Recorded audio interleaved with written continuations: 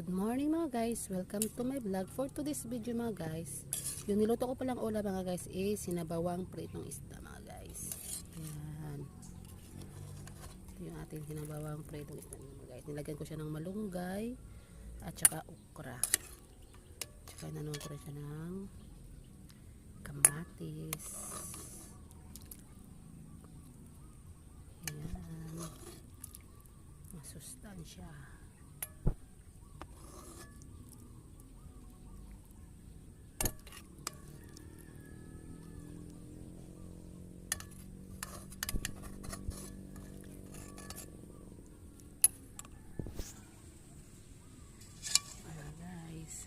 Natin sabaw mga guys.